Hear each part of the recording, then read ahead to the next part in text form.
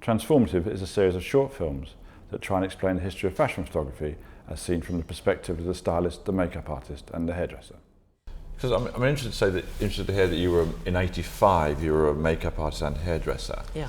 Because we both know that the models back in the 50s would do their own hair and makeup. So I'm correct in saying that, aren't I? You are correct in saying that. And are you insinuating that I was doing makeup in the 50s? No, not even slightly. When is that old? No, not even slightly. I know how old you are. No, not at all. What I'm saying is, I would like to know. What I'm interested in is when that transition happened from the makeup artist, makeup. From being a separate person from the model. Okay, and whether it was always a hair and makeup or whether it. I think that came about in the sort of 70s. Yeah. In the sort of like mid sort of 70s, because even in the 60s. Definitely in the 60s, all models were doing their hair, makeup, manicure. They would come with accessories. Yeah. They would come with everything.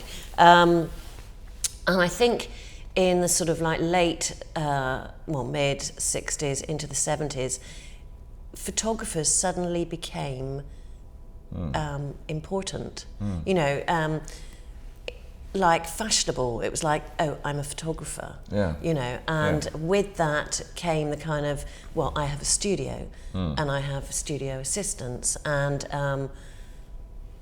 there were people, I think in the sort of like 70s, there was kind of probably only 2, 3, 4, 5 people in the world that were doing makeup and doing hair.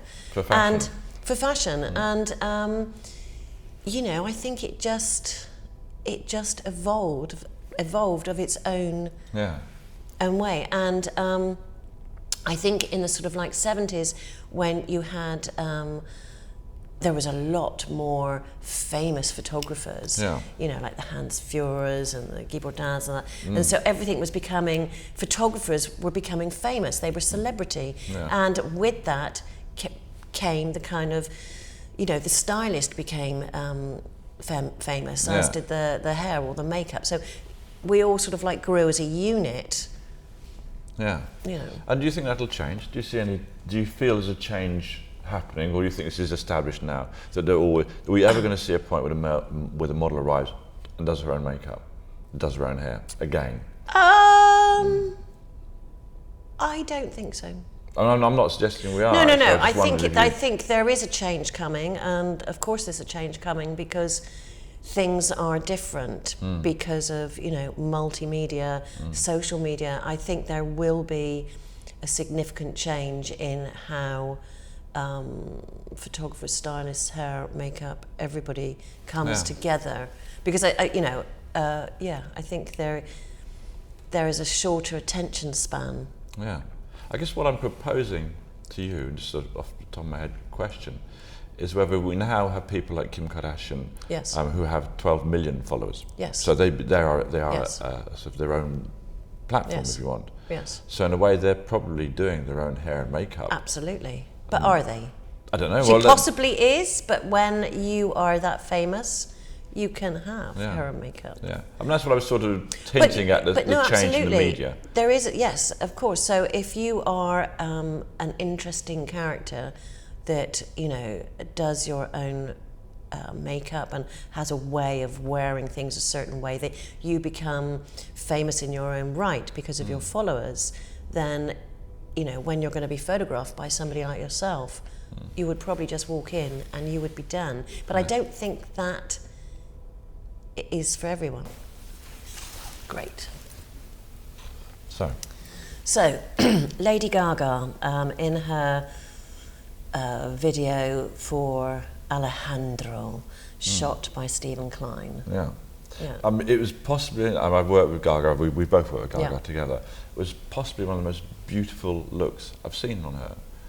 Thought she looked incredible. It's the moment in the Alejandro video for me. Yes. That when you see her, it's all sort of almost like she's made of ice crystals. Yes. So, obviously I know a certain amount about working with Gaga, but tell me a little bit about how that came about. Is this something you did in consultation with her? How did the look come around? Well, I had already worked with Gaga, with you, and so we had built up an incredible friendship, collaboration with Gaga, and felt that she had great confidence and felt comfortable with all of us. So, and before this video, she had a look that was,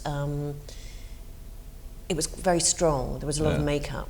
Yeah. And for me, I wanted to do something completely different. Yeah.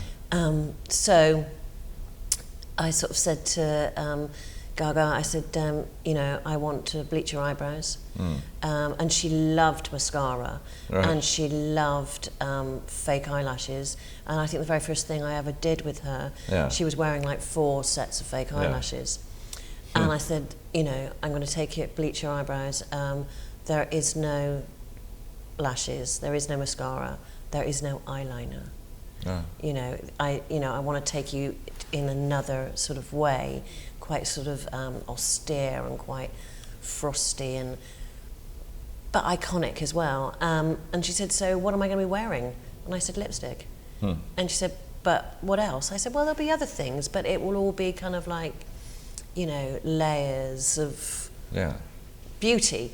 And Eugene was doing the hair, and she sort of said, so what are you going to do with my hair? And she did wear a lot of wigs, and Eugene sort of said, well, I just want to cut it. I just want to cut it, and it'll be your own hair. And she's like, really? And we both sort of said, yeah. And she looked incredible. She did look incredible. I mean, it was, you know, I loved it. I mean, that's one of my favourite moments of Gaga visuals. Because you work not only, I know we often work on fashion together, but you also work with people from record business. And is there a big difference in that?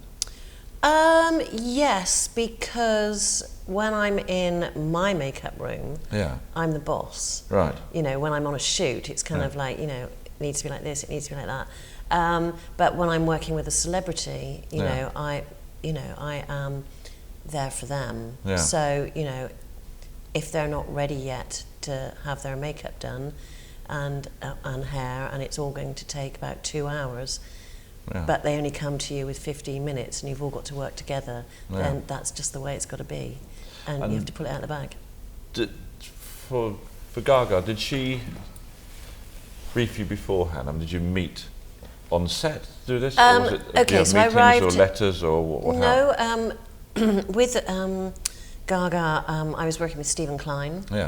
And so we all met the day before, and Steven had sent me references and asked me to send him references, and we would meet the day before the shoot. So with any great photographer, I usually come with everything because I don't know. You know, life can change on a sixpence. So so I had everything, but I had a portfolio of images that I thought would relate to Gaga in the video. And we came together, and he sort of said, you know, what do you want to do? And I sort of said, well, I really like this image, I really like that image. And everything I was showing him was quite slightly religious, but sexy at the same time. And, you know, I just sort of said, I think it's all about the mouth. I think, you know, it was great. And, you know, we just went in. I think the first Gaga knew of what her look was going to be was when Eugene and I walked into her trailer and said, this is what we want to do. And then Steven came in and said, oh, like, I'm really happy, you know, I think that sounds really good, let's see what it looks like on camera. And she was like, okay. And I started bleaching.